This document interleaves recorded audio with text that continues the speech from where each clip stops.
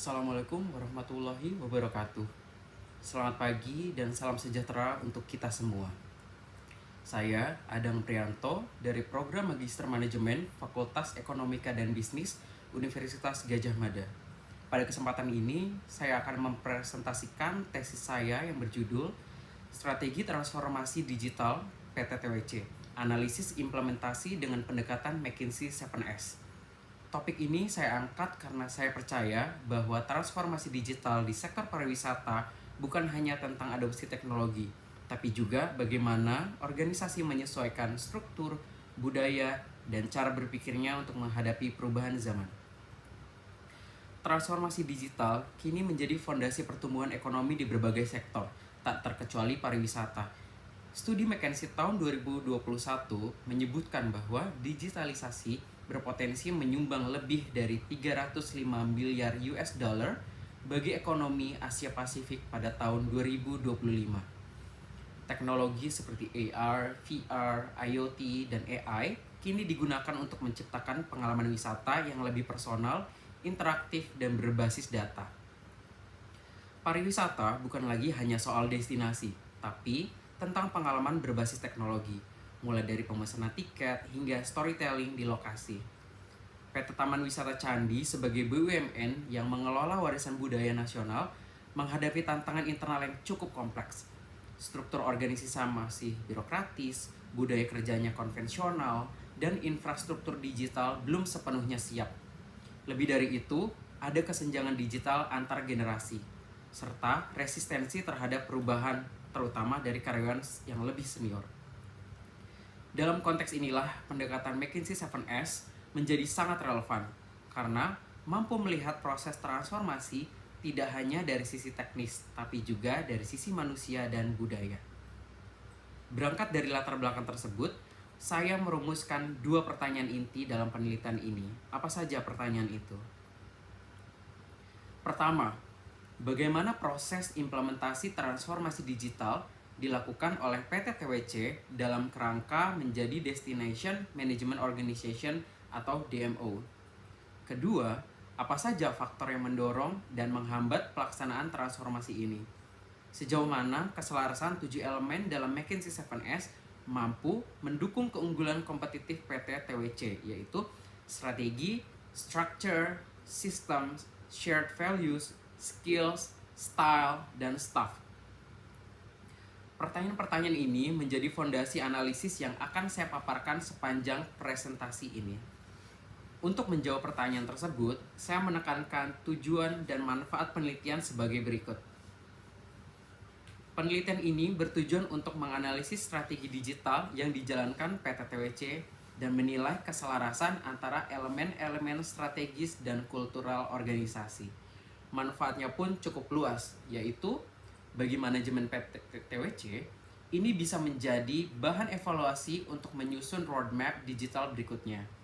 Bagi akademisi, studi ini memperkaya literatur transformasi digital, sektor budaya, dan bagi regulator, hasil penelitian ini bisa menjadi masukan dalam merancang kebijakan transformasi digital nasional yang lebih inklusif. Untuk mendalami proses perubahan tersebut, saya menggunakan teori yang sangat komprehensif. Pada kerangka teori ini, saya membagi pembahasan menjadi 4 poin utama.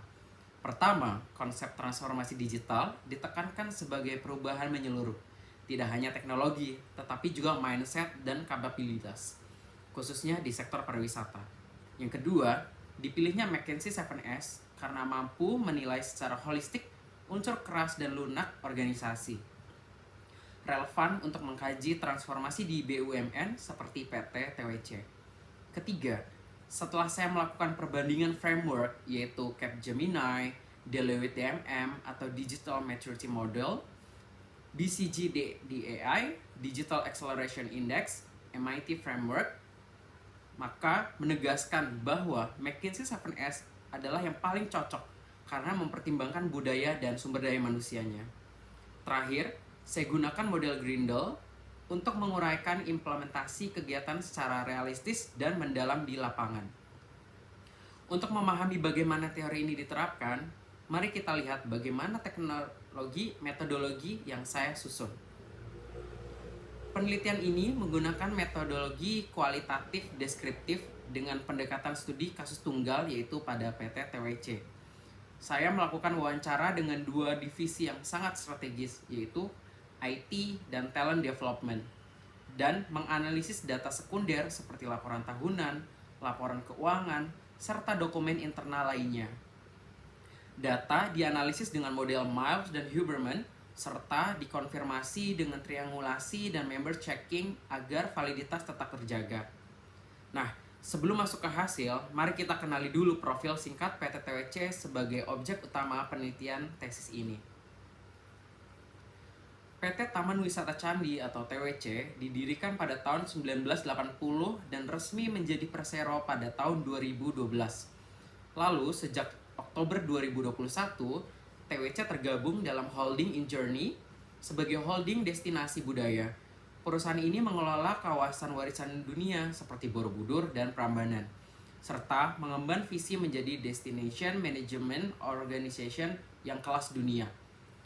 Dalam upaya tersebut, TWC memperkuat struktur organisasinya dengan membentuk unit informasi digital dan unit IT, guna mendukung digitalisasi layanan wisata berbasis budaya, serta mendorong transformasi berbasis teknologi secara integrasi dan berkelanjutan. Lalu, apa saja sih strategi digital yang telah dilakukan oleh PT TWC untuk mewujudkan mandat tersebut? TWC sudah menjalankan strategi digital berbasis 3 pilar. Yang pertama, yaitu digitalisasi layanan seperti e-ticketing dan aplikasi mobile wisata. Yang kedua, inovasi berbasis augmented reality seperti virtual tour guide yang memberikan narasi sejarah secara interaktif, seperti yang saya tunjukkan di dalam slide. Dan ketiga, pelibatan komunitas melalui kampung seni digital yang mendigitalisasi budaya lokal. TWC juga membentuk unit inovasi digital internal dan menjalin kemitraan dengan holding serta kementerian yang menyukseskan program ini.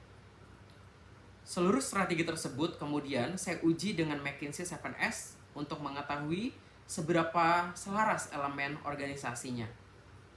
Oleh karena itu, mari kita analisis transformasi digital PT TWC dianalisis melalui pendekatan McKinsey 7S. Kita mulai dari strategi.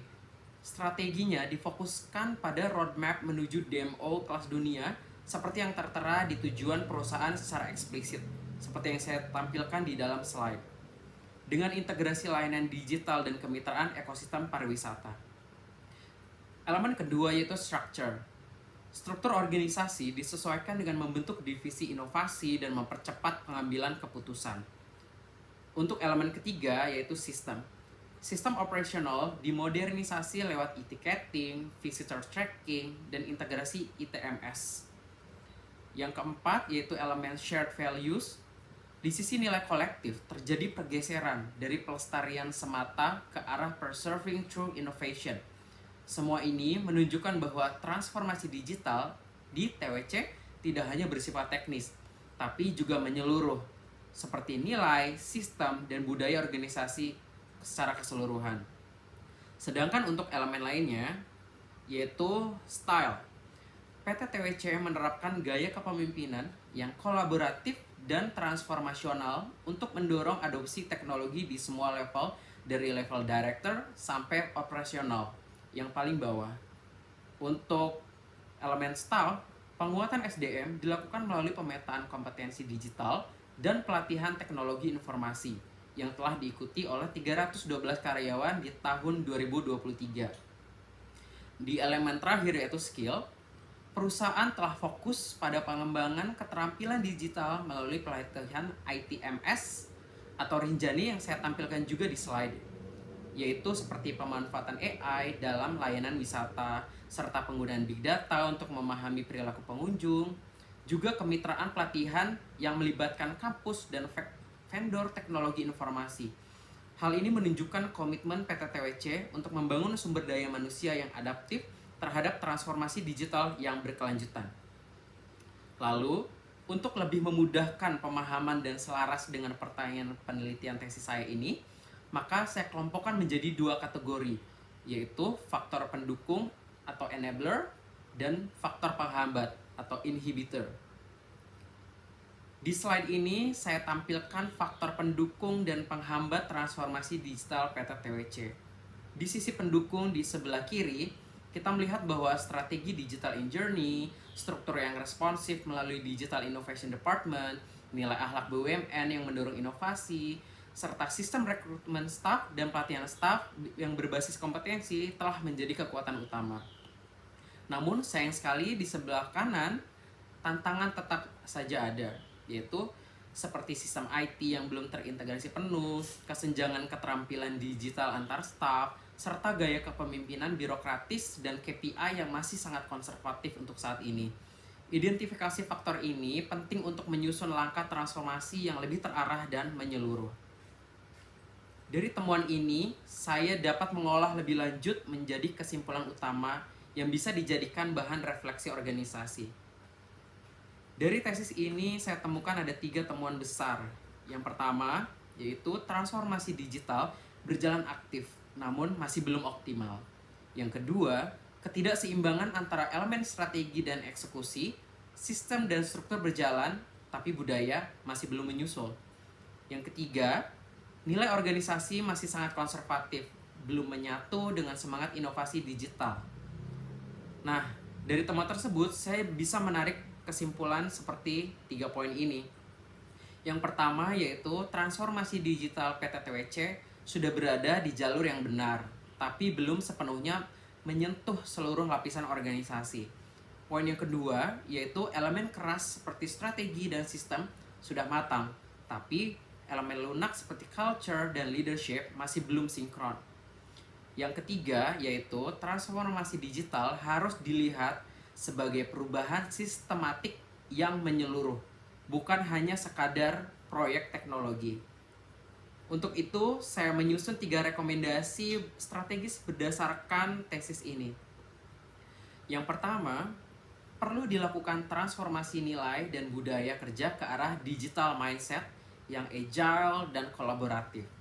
Yang kedua, yaitu reskilling SDM harus menjadi prioritas, termasuk penunjukan digital champions di setiap unit kerja. Yang ketiga, perlu ada arsitektur teknologi informasi terpadu dengan roadmap dan evaluasi setiap tahun berbasis KPI digital. Namun, tentu saja penelitian ini juga memiliki banyak keterbatasan. Penelitian ini hanya mencakup 1 studi kasus, yaitu PTTWC, dan belum menggali persepsi dari pengguna eksternal seperti konsumen atau stakeholder lainnya. Selain itu, beberapa program masih dalam tahap rencana, sehingga belum semua dapat dievaluasi dampaknya. Meski begitu, saya percaya temuan ini dapat menjadi awal yang penting untuk riset lanjutan dan penyusunan kebijakan digital di sektor budaya.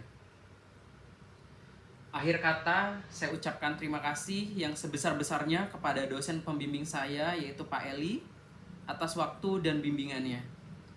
Lalu saya juga ingin mengucapkan terima kasih kepada para penguji, pihak PTTWC, serta seluruh pihak yang telah mendukung proses penelitian ini. Terima kasih juga untuk keluarga dan rekan-rekan atas doa dan dukungannya. Semoga penelitian ini bermanfaat dan menjadi kontribusi nyata untuk Indonesia yang lebih digital dan berbudaya. Akhir kata, wassalamualaikum warahmatullahi wabarakatuh.